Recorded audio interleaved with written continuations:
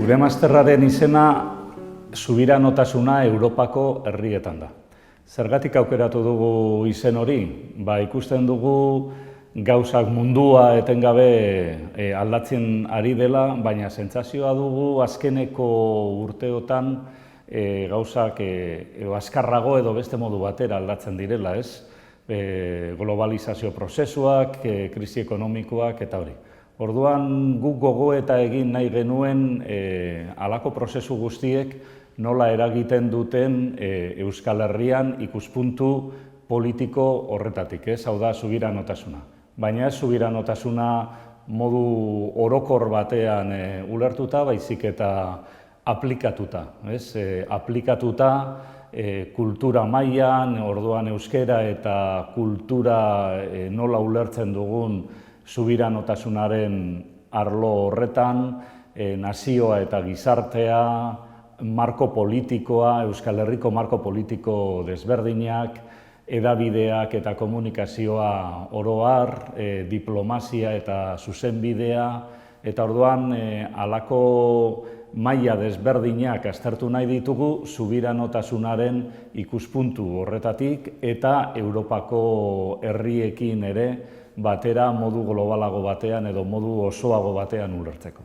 Eta orduan irakasle desberdinak deitu ditugu honetarako, guztira 30 bat irakasle izango dira, bakoitzak bere berezitasuna eta bere arlotan espezializatua dagoelako.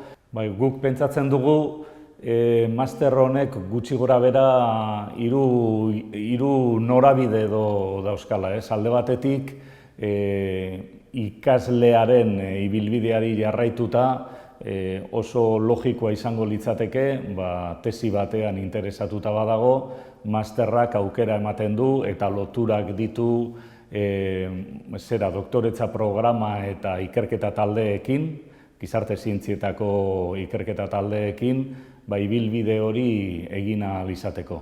Beste alde batetik, guri iruditzen zaigu, zuzenean maila profesional batean, tekniko modura, hainbat arlotan, ez?